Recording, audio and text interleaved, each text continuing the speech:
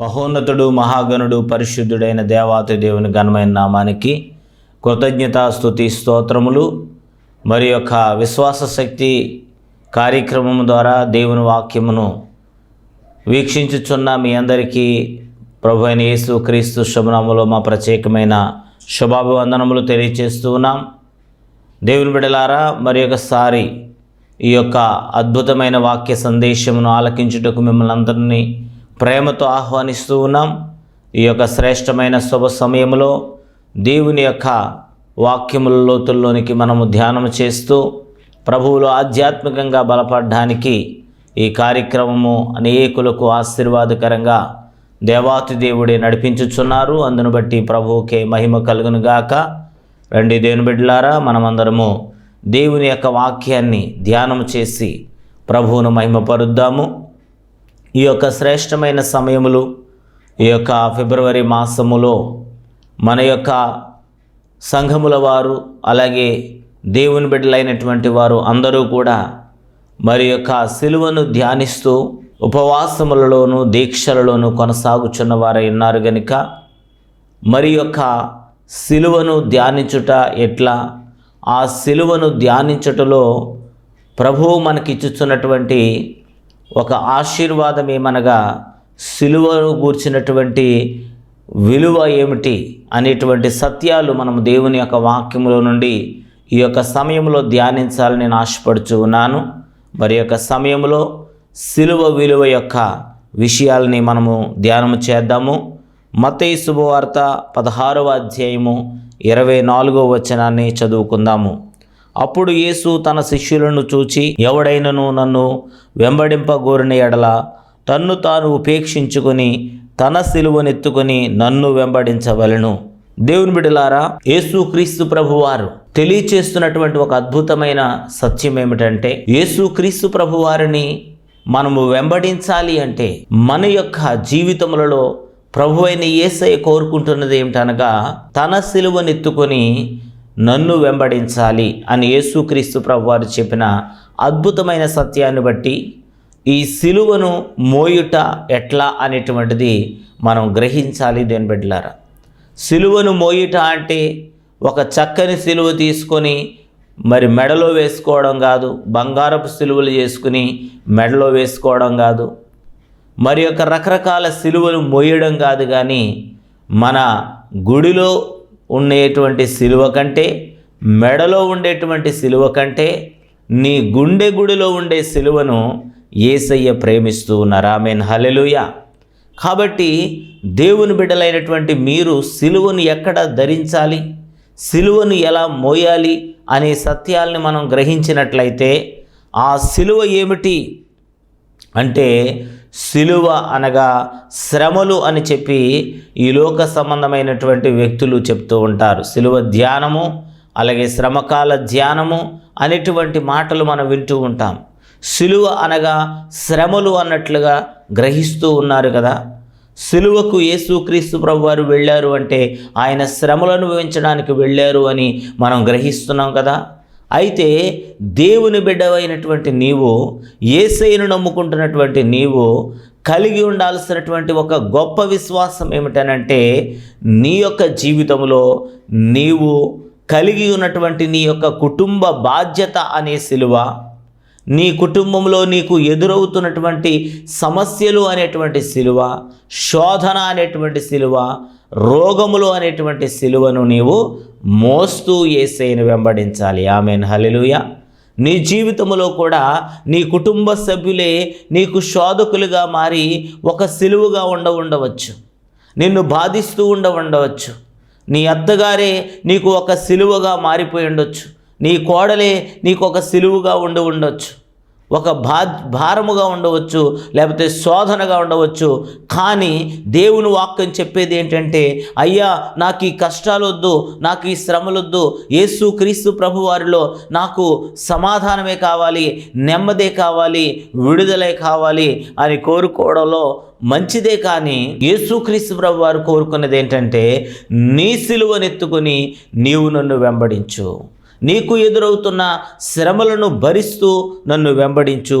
ఆ సిలువ శ్రమలను సహిస్తూ నీవు నన్ను వెంబడించు తప్ప నాకు ఈ బాధ్యత వద్దండి, ఈ కుటుంబ సమస్యలు వద్దండి, ఈ యొక్క బాధలు నేను భరించలేకపోతున్నానండి అంటే యేసుక్రీస్తు ప్రభువారు దానికి ఆయన ఏమాత్రం కూడా ఒప్పుకోవట్లేదండి.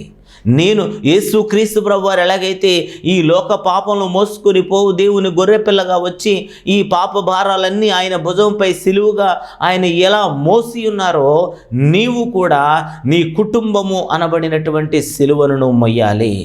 నీ జీవితంలో ఎదురవుతున్న శ్రమలు అనే సిలువను నీవు మొయ్యాలి తప్ప నాకు ఈ జీవితం వద్దు, ఈ కష్టాలొద్దు, ఈ బాధలొద్దు, ఈ భర్తతో నేను పడలేకపోతున్నాను, ఈ భార్యతో నేను పడలేకపోతున్నాను, ఈ పిల్లలతో నేను పడలేకపోతున్నాను అని చాలామంది వారి కుటుంబాలను విడిచి వెళ్ళిపోయేవారు ఉన్నారండి. చాలామంది ఆత్మహత్యల కోసం ఆలోచన చేస్తున్న వారు ఉన్నారు. దేవుని బిడ్డ, నీతోనే దేవుడు మాట్లాడుతూ ఉన్నాడు. నీ కుటుంబంలో ఎన్ని శ్రమలైతే నీకు ఎదురవుతున్నాయో ఆ శ్రమలన్నిటిని బట్టి కూడా నీవు వాటిని సహించాలి, భరించాలి. సిలువను ఎత్తుకొని యేసయ్యను నువ్వు వెంబడించాలి. ఎందుకనగా యేసుక్రీస్తు ప్రభుల వారిని నువ్వు చూసినట్లయితే నువ్వు గ్రహిస్తావు. ఆయనకున్న 12 మంది శిష్యులు కూడా ఆయన సిలువ వేయబడుతూ ఉంటే దూరంగా పారిపోయారు. దేవుని బిడ్డలారా, ఆయనకి ప్రియమైన శిష్యుడిగా ఉంటూ ఆయన ప్రక్కనే ఉన్నటువంటి ఇస్కరియోతు యూదా కూడా దొంగ ముద్దు పెట్టి యేసుక్రీస్తు ప్రభు వారిని అప్పగించేశారండి. ఆయనకు వచ్చినటువంటి శ్రమలలో 1% వచ్చిందా నీకు శ్రమ? ఎందుకు నువ్వు తల్లకిందులైపోతూ ఉన్నావు? నీకు వస్తున్నటువంటి శ్రమలు చాలా చాలా చిన్నవి యేసుక్రీస్తు ప్రభువారు భరించిన శ్రమల కంటే. కానీ అయినను కూడా నువ్వు దిగజారిపోతూ ఉన్నావు. కానీ నువ్వు యేసు వైపు చూస్తే ఆయన నీకు ఆ సహించే శక్తి ఇస్తారు, భరించే శక్తి ఇస్తారు, జయించే శక్తి ఇస్తారు. కనుక నీ సిలువను ఎత్తుకోవడానికే నువ్వు ప్రయత్నం చేయాలి తప్ప నీ సిలువను నువ్వు విస్మరిస్తే యేసయ్యను వెంబడించలేవు.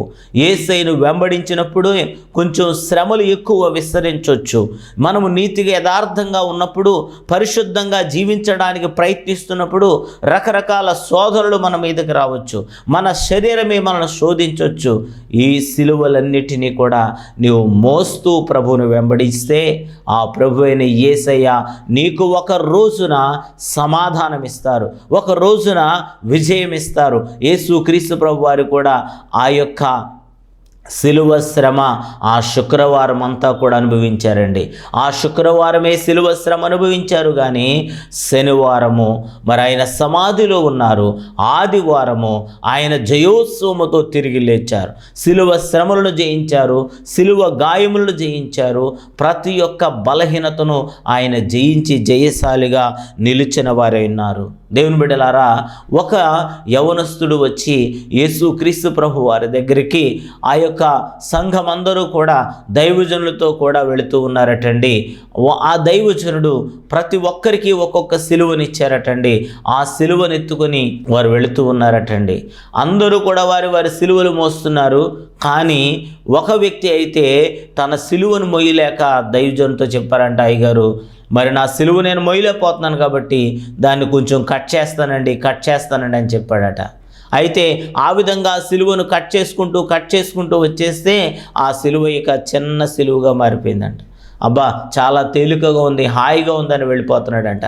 కొంచెం దూరం వెళ్ళినప్పటికీ ఆ అడవి ప్రాంతంలో, కొండల ప్రాంతంలో ఒక పెద్ద లోయ అడ్డుగా వచ్చిందంట.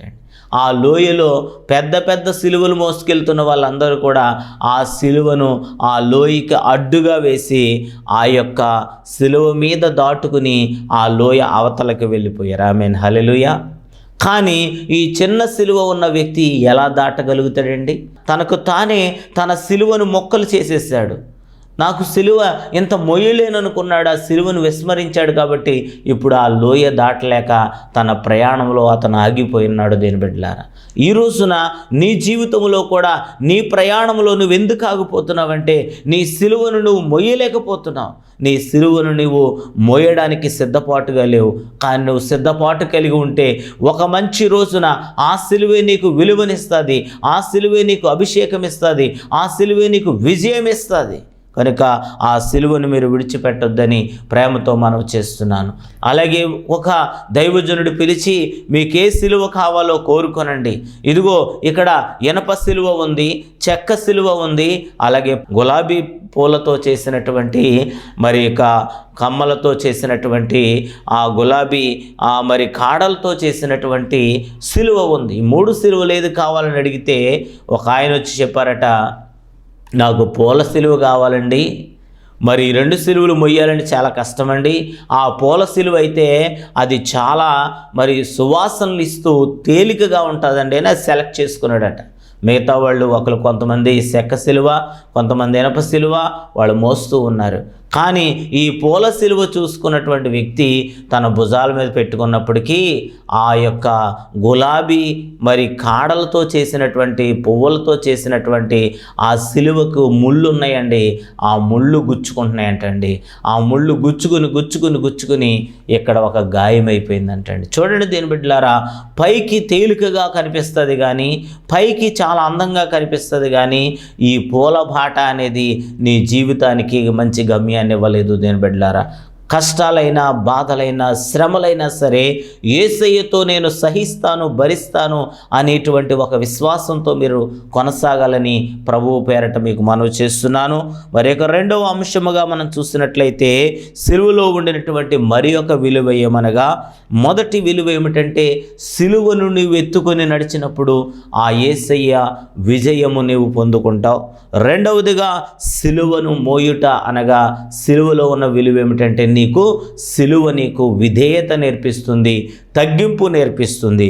ఫిలిప్పీలకు రాసిన పత్రిక 2వ అధ్యాయము 8వ వచనం మనం చూసినట్లయితే, ఆయన ఆకారమందు మనుష్యుడిగా కనబడి మరణము పొందునంతగా అనగా సిలువ మరణము పొందునంతగా విధేయత చూపిన వాడే తన్ను తాను తగ్గించుకొనెను.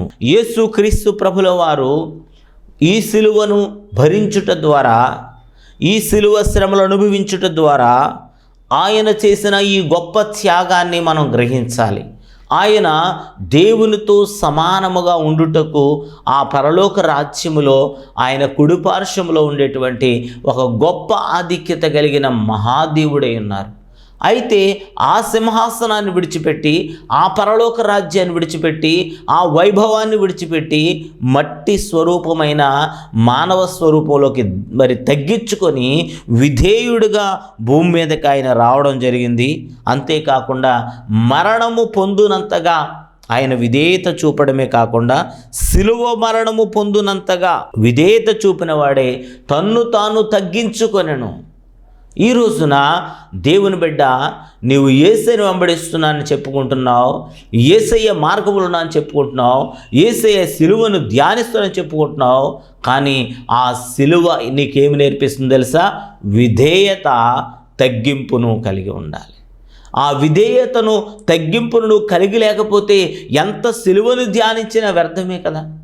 నీ తల్లి తండ్రి ఏదైనా ఒక మాట చెప్తే నువ్వు లోబడుతున్నావా?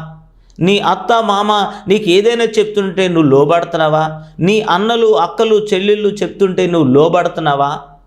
నేను లోబడాలి, నేనెందుకు తగ్గించుకోవాలని చెప్పి నీవు మళ్ళా వాళ్ళ మీద తిరుగుబాటు చేస్తున్నావా అంటే నీలో తగ్గింపు లేదు, నీలో విధేయత లేదు. విధేయత లేకుండా ఎంతకాలం నువ్వు సిలువను ధ్యానించినా, ఎన్ని 40 రోజులు ఉపవాసాలు చేసినా దాని వలన ఏ ప్రయోజనం లేదు. నీకు కావలసినటువంటిది ఒక చక్కనైనటువంటి విధేయతలో నీవు ఉంటే నిశ్చయముగా దేవుడు తగిన సమయములో నిన్ను హెచ్చిస్తారు, నిన్ను ఆశీర్వదిస్తారు. దేని బిడ్డలారా, ఒక సంఘములో ఒక చిన్న బాలుడు ఆ యొక్క సంఘములో ఉన్నాడండి. ఆ పాస్టర్ గారు సంఘాన్ని చక్కగా నడుపుకుంటున్నారు. కానీ ఆ సంఘంలో ఒక సమస్య వచ్చింది. ఏంటంటే విశ్వాసులు వచ్చినప్పుడు పాత చెప్పులు వేసుకుని వస్తున్నారటండి, వెళ్ళినప్పుడు కొత్త చెప్పులు వేసుకుని వెళ్ళిపోతున్నారంట. అంటే వాళ్ళకి నచ్చిన వాళ్ళ ఏదో ఒక చెప్పులు కొత్తవి దొంగిలించుకుని వెళ్ళిపోతున్నారు. దానివలన పాస్టర్ గారు కంప్లైంట్లు ఎక్కువ వచ్చేస్తున్నాయి. అయ్యగారు మా చెప్పులు పోయి అంటే అప్పుడు పాస్టర్ గారు చిన్న బాల్ని పిలిచి, బాబు మరి ఈ సమస్య చాలా ఎక్కువగా ఉంది, దయచేసి నువ్వు ఈ రోజు నుంచి మరి ఆ చెప్పుల స్టాండ్ దగ్గర ఉండి ఎవరు ఏ చెప్పులు వేసుకొస్తున్నారు, ఎవరు ఏ చెప్పులు వేసుకెళ్తారు అన్నీ అబ్జర్వ్ చేసి ఎవరి వాళ్ళు వేసుకెళ్ళి ఇలా చూడమని చెప్పారండి. అప్పుడు ఆ బాబు అక్కడే కూర్చుని ఆ యొక్క చెప్పుల స్టాండ్ దగ్గర విధేయతగా తగ్గించుకుని ఆ పని చేస్తూ ఉన్నాడు. ఆ విధంగా అతను చదువుకుంటూ 10వ తరగతి పాస్ అయ్యాడు, ఇంటర్మీడియట్ పాస్ అయ్యాడు, డిగ్రీ పాస్ అయ్యాడు, పరిచర్య చేస్తున్నాడు, చదువుకుంటున్నాడు, కష్టపడుతున్నాడు, విధేయుడిగా ఉన్నాడు, తగ్గించుకున్నాడు. చివరికి ఆ అబ్బాయి ఐఏఎస్ పాస్ అయిపోయి కలెక్టర్ అయిపోయినాడు. ఆమేన్, హల్లెలూయా. అతను తగ్గింపును బట్టి, అతను విధేయతను బట్టి దేవుడు అతన్ని హెచ్చించాడు. ఒక రోజున అతను కారు వేసుకుని పాస్టర్ గారి దగ్గరికి వచ్చారు. అయ్యగారు, మరి నేను మందిరంలో ఎంతో పరిచర్య చేశానండి, కష్టపడ్డానండి, కాబట్టి ఈ సమయంలో నన్ను దేవుడు దీవించి ఈ కలెక్టర్ జాబ్ ఇచ్చారండి అని ఎంతో సంతోషంగా ఆయన వారిని కలుసుకున్నాడు. అయితే ఆ సమయంలో దైవజనులు చెప్పారు, అయ్యా మరి రేపు ఆదివారం సంఘానికి రండి, సంఘంలో మిమ్మల్ని మరి సంఘంలో నేను సాక్ష్యం ఇస్తానని చెప్పారట. అలాగే అయ్యగారు వస్తానని చెప్పి ఈ కలెక్టర్ గారు చెప్పారు. ఆ రోజు ఆదివారము. అయితే ఎదురు చూస్తూ ఉన్నాడు దైవజనుడు. పాటలు అవుతూ ఉన్నాయి, మరి ఇంకా రాలేదైనా, సాక్ష్యాలు అయిపోతున్నాయి, అయినా రాలేదు. ఆరాధన అయిపోయింది, అయినా రాలేదు. వాక్యం కూడా చెప్పేశారు, అయినా రాలేదు. కానుకలు కూడా పట్టేశారు. ఇక ముగింపు ప్రార్థన సమయానికి వచ్చేసింది, అయినా కలెక్టర్ గారు రాలేదు. అనుకున్నాడు ఈయన, కలెక్టర్ గారు కొమ్ములు వచ్చేసి ఉంటాయి అందుకనే రాలేదు అని చెప్పి. కానీ ఆ సమయంలో ఇక ముగింపు ప్రార్థన చేసే సమయంలో అసలు ఎక్కడైనా మధ్యలో ఆగిపోయాడేమైనా, ఎవరితో అయినా మాట్లాడతారో చూద్దామని చెప్పి ఆయన ఆ చర్చి గుమ్మం దగ్గరికి వెళ్ళారంటండి పాస్టర్ గారు. వెళ్ళి చూసినప్పటికీ ఒక దృశ్యాన్ని చూసి ఎంతో ఆశ్చర్యపోయాడంటండి.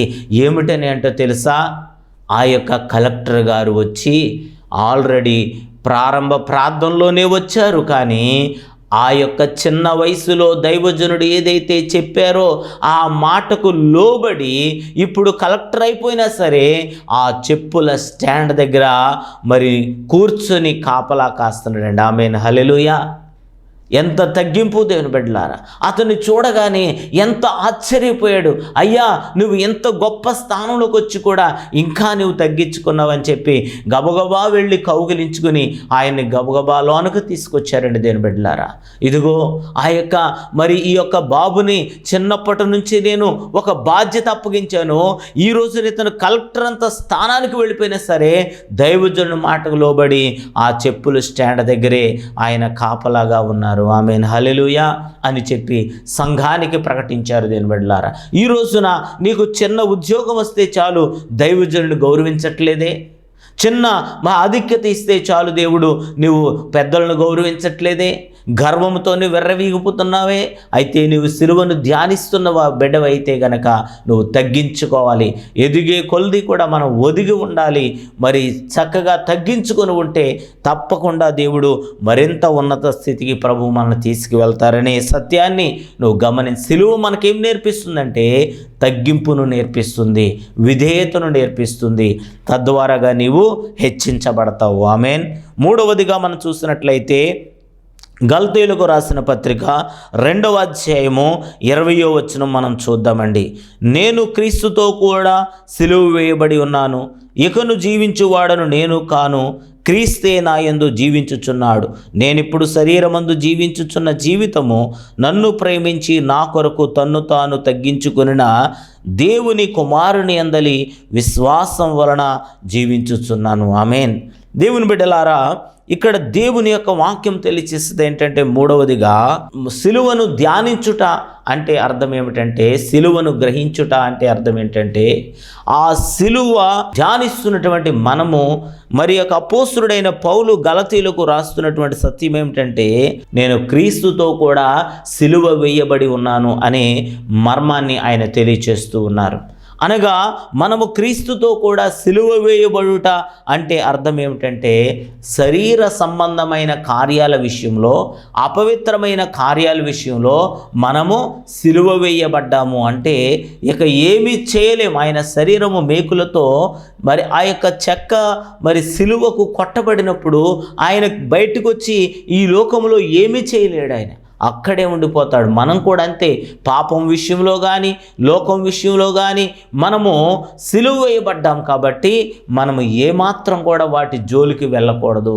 ఒక అపవిత్రమైనటువంటి క్రియలు చేసే వారి దగ్గర వెళ్ళినప్పుడు నేను సిలువ వేయబడిన వ్యక్తిని కాబట్టి ఇది నేను చెయ్యకూడదు, దొంగతనం చేయకూడదు, వ్యభిచారం చేయకూడదు, ఎదుటి వాళ్ళది ఆశించకూడదు, ఏ విధమైన అబద్ధాలు ఆడకూడదు, మోసాలు చేయకూడదు, కొండలు చెప్పకూడదు, అని చెడు చూపులు చూడకూడదు. ఇలాంటి సత్యాలు నువ్వు గ్రహిస్తూ చక్కనైన మార్గంలో నీవు రూపాంతరం చెందాలి. నీ గుణమును మార్చుకోవాలి, నీ హృదయాన్ని నువ్వు మార్చుకోవాలి. అప్పుడే నిజమైనటువంటి సిలువకు విలువ తెచ్చిన వాడు అవుతావు. ఎప్పుడైతే నీవు ఈ విధంగా క్రీస్తుతో కూడా సిలువ వేయబడ్డావో, మరి యేసుక్రీస్తు ప్రభువారు ఎలాగైతే ప్రపంచవ్యాప్తంగా ఒక పరిశుద్ధుడైనటువంటి దేవునిగా ఆయన కొనియాడబడుచున్నారో, నీ యొక్క వ్యక్తిగత జీవితంలో కూడా దేవుడు అట్టి ఘనత నీకు ఇవ్వబోతున్నాడు.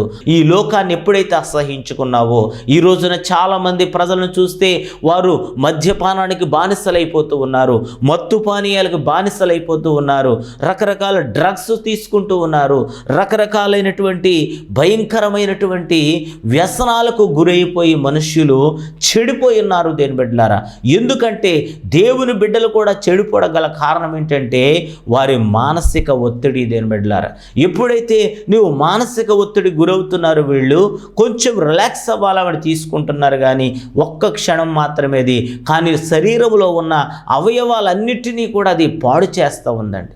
ఈ రోజున తీసుకునేటువంటి ఆ మద్యపానం అనేది యాసిడ్తో కూడా తయారవుతుందండి. ఆ యాసిడ్ మన ముఖం మీద వేస్తే ఎలా కాలిపోతుంది, కానీ అదే యాసిడ్ని నీవు నీ శరీరంలో తీసుకున్నప్పుడు నీలో ఉన్న కిడ్నీస్ కానీ మరి యొక్క లివర్ కానీ అన్నీ పాడైపోతున్నాయండి. కానీ ఈ శరీర అవయవాలు ఎంత విలువైనవి తెలియట్లేదు. దాన్ని కొనుగోలు చేయాలంటే కొన్ని లక్షల రూపాయలైనా కానీ మనకు అవయవం మళ్ళా దొరకదండి. దీని బిడ్డలారా, కొన్ని కోట్ల రూపాయల విలువైన శరీరాన్ని దేవుడిస్తే దానిని నువ్వు భయంకరమైన వ్యసనాలకు గురి చేసి దాన్ని పాడు చేయకూడదని ప్రభువు పేరట మీకు మనవి చేస్తున్నాను. మరి మీ కుటుంబాల్లో మీ బిడ్డలకు కానీ, నీ భర్తకు కానీ, నీ భార్యకు కానీ మానసిక ఒత్తిడి లేకుండా మీరు జాగ్రత్త పడాలి. మీ వలన వారు ఒత్తిడి గురవకూడదు. నా ఇంటికి నేను వెళ్ళడం కంటే ఇలా లోకంలో ఎంజాయ్ చేస్తే మంచిది అనే పరిస్థితి కలిగించకూడదు. కుటుంబంలో సమాధానం కలిగి ఉండాలని ప్రేమతో మనం చేస్తూ ఉన్నానండి. దేవుని బిడ్డలారా, దేవుని యొక్క సన్నిధానంలో మనము రూపాంతరం చెందిన వారమైందా, సిలువ వేయబడ్డాం కనుక మన పరిస్థితులన్నీ కూడా మార్చుకోవాలి మనం చేస్తున్నాను. నాలుగోదిగా మనం చూసినట్లయితే కొలస్సీలకు రాసిన పత్రిక 2వ అధ్యాయము మరి 14-15 వచనాలు చూద్దామండి. దేవుడు వ్రాత రూపకమైన ఆజ్ఞ వలన మన మీద రుణముగా మనకు విరోధముగాను ఉండిన పత్రమును మేకులతో సిలువకు కొట్టి దాని మీద చేవ్రాతను తుడిచివేసి మనకు అడ్డము లేకుండా దానిని ఎత్తివేసి మన అపరాధములన్నింటినీ క్షమించి ఆయనతో కూడా మిమ్మును జీవింపచేసెను. ఆయన ప్రధానులను అధికారులను నిరాయుధులుగా చేసి సిలువ చేత జయోత్సవముతో వారిని పట్టి తెచ్చి బాహాటముగా వేడుకకు కనపరచెను. ఆమేన్, హల్లెలూయా. సిలువను ధ్యానించుట లేకపోతే సిలువను విలువను తెలుసుకొనుట అని అర్థం. దాని యొక్క భావం ఏమనగా దేని బిడ్డలారా, సిలువను సహించినటువంటి, సిలువను ధ్యానిస్తున్నటువంటి మనకు గ్రహించాల్సింది ఏంటంటే, మన యొక్క రుణపత్రము అనగా అపవాది దగ్గర మనము చేస్తున్న పాపములను బట్టి ఆ యొక్క రుణపత్రము అపవాది దగ్గర ఉందండి. ఆ రుణపత్రమును ఆయన మేకులతో సిలువకు కొట్టి ఆ యొక్క అపవాది యొక్క తలను చితుకొట్టి మనలందరినీ జయోత్సవంతో నిలవబెట్టారండి. ఆ ఆదాము అవ్వలు వారికి ఇవ్వబడిన అధికారమైన తాళం చెవిని అపవాది దగ్గర కోల్పోయారండి. అపవాది దాన్ని ఎత్తుకొని వెళ్ళిపోయాడు. ఆ సమయంలో యేసుక్రీస్తు ప్రభువు సిలువ వేయబడిన ఆ రాత్రి ఆయన ఎక్కడికి వెళ్ళారు అంటే, ఆత్మరూపంలో ఆయన పాతాళ లోకానికి వెళ్ళి ఆ అపవాది తలను చితుకు కొట్టి అక్కడ ఉన్న తాళపు చెవులను అధికారాన్ని తీసుకొచ్చి తన సంఘమైన మనకు మరలా ఆ తాళపు చెవుల అధికారాన్ని మనకి ఇచ్చారు. ఆమేన్, హల్లెలూయా. కాబట్టి సిలువను కలిగి ఉన్న సిలువను ధ్యానిస్తున్న మనము విజయోత్సవం పొందాము, ఆశీర్వాదం పొందాము, విడుదల పొందాము. మన మీద ఏ రుణపత్రము లేదు, మనలో ఏ పాపము ఉండడానికి వీలు లేదు, మనము పాపానికి బానిసలు ఉండాల్సిన పని లేదు. కానీ మనము విడిపించబడిన వారము, రక్షించబడిన వారము. యేసు క్రీస్తు ప్రభు వారు ఆ యొక్క పాపపు ముళ్ళును విరిచివేశారు కనుక పాపం అనేది మన మీద అధికారం చేయలేదు, అపవాది మన మీద అధికారం చేయలేదు. కానీ దేవుని యొక్క వాక్యాన్ని బట్టి, పరిశుద్ధ గ్రంథాన్ని ధ్యానిస్తున్నటువంటి నీవు నేను నిశ్చయముగా దేవుని బిడ్డలుగా, పరిశుద్ధులుగా మనమున్నాం. ఆమేన్, హల్లెలూయా. కాబట్టి దీని బిడ్డలారా, ఒక చిన్న పిల్లవాడు తన నాన్నగారి దగ్గరికి వెళ్ళి అన్నాడు, డాడీ నేను ఆ తేనెటీగను పట్టుకుంటానని అన్నాడు. ఒరే బాబు, దాన్ని పట్టుకోకు, అది కుడుతుంది, చాలా బాధ పెడుతుందని చెప్పారు. కానీ దాన్ని పట్టుకోవాలని బాబు ఆశపడుతున్నాడు కాబట్టి వాళ్ళ నాన్నగారు మొదటగా దాన్ని పట్టుకుని అప్పుడు ఆ కుమారుడికి ఇచ్చారు. అయితే డాడీ మరి ఇది నన్ను కొడతాది అని భయపడుతున్నాడు. కానీ చెప్పారు వాళ్ళ నాన్నగారు, బాబు అది నేను ఎప్పుడైతే దాన్ని పట్టుకున్నానో అది నన్ను ఆల్రెడీ కుట్టింది, కాబట్టి దాని ముళ్ళు విరిగిపోయింది, కాబట్టి ఇప్పుడు అది నిన్ను కొట్టలేదు. ఆమేన్, హల్లెలూయా. ఈ రోజున ఆ యొక్క అపవాది యేసు క్రీస్తు ప్రభు వారిని మరి మడిం మీద కొట్టి ఉన్నారు దేని బిడ్డ. దానివల్ల తన పాపపు ముళ్ళు విరిగిపోయింది దేని బిడ్డలారా. కాబట్టి ఈ రోజున మనల్ని ఎవ్వరిని కూడా ఆ యొక్క అపవాది ఏమాత్రం హాని చేయలేదు. కనుక ఈ సిలువను గూర్చిన ధ్యానములో సిలువను ఎత్తుకొని ఆయన వెంబడించాలనియు, మరి అదే విధముగా సిలువ విధేయతను బట్టి తగ్గింపును కలిగి ఉండాలనియు, సిలువతో కూడా క్రీస్తుతో కూడా మనము సిలువ వేయబడిన వారమని గ్రహించాలనియు, మన రుణపత్రము మేకులతో కొట్టబడిందనియు గ్రహిస్తూ మీరు సిలువను ధ్యానించండి. నిశ్చయముగా యేసు క్రీస్తు ప్రభు వారు జయోత్సవమనిచ్చి మిమ్మల్ని ఒక బలమైన ఆశీర్వాదకరమైన వ్యక్తులుగా మిమ్మల్ని చేయబోతున్నారు. కనుక ఈ 40 దినాలు కూడా సిలువను ధ్యానిస్తూ సిలువలో ఉన్న శక్తిని, సిలువలో ఉన్న మరి అభిషేకాన్ని మనం పొందుతూ దానిలో ఉన్న మర్మాల్ని తెలుసుకుంటూ ప్రభువులో బలపడదాం. దేవుడట్టి కృప దయచేయునుగాక. ప్రార్థన చేసుకుందాం. మహోన్నతుడైన దేవా, నీ ఘనమైన నామానికి స్తుతి స్తోత్రములు. నీ బిడ్డలైన వారందరూ కూడా సిలువను ధ్యానిస్తున్నామని నాయన గ్రహిస్తున్నారు, కానీ ఆ సిలువలో ఉన్న విలువను తెలుసుకోలేకపోతూ ఉన్నారు. ఆ సిలువలో ఉన్నటువంటి సత్యాలను బోధించినందుకు స్తోత్రాలు ప్రభువా. సిలువ అనగా తగ్గింపు అనియు, సిలువ అనగా సహించుట అనియు, సిలువ అనగా పాపములలో నుండి విడుదల అనియు, అలాగే సిలువ అనగా దేవుని బిడ్డలారా తండ్రి నీకు స్తోత్రాలు ప్రభువా. ఈ యొక్క సిలువ అనగా విజయోత్సవమునిచ్చేటువంటి రుణపత్రమును తొలగించిందనియు మాతో మాట్లాడిన స్తోత్రాలు ప్రభువా. ఈ సమయమందు నీ బిడ్డలు ఎవరైతే ఇంకా సిలువను ధ్యానిస్తూ కూడా వారి యొక్క జీవితంలో పశ్చాత్తాపము లేకుండా జీవిస్తున్నారు, తగ్గింపు లేకుండా జీవిస్తున్నారు, వారందరినీ మీరు దర్శించండి. ఇప్పుడే వారందరూ వారి హృదయాలలో నీ కొరకు నైనా వారి పాపములు ఒప్పుకొని పశ్చాత్తాప హృదయంతో సిలువను ధ్యానిస్తూ నీలో కొనసాగే కృప దయచేయమని ప్రార్థిస్తున్నాం. కన్నీటితో నిన్ను అభిషేకింతును నా ప్రభువా, నా దేవా, నా దేవా, నా దేవా, నా దేవా, నా కోసమే నీ జీవితం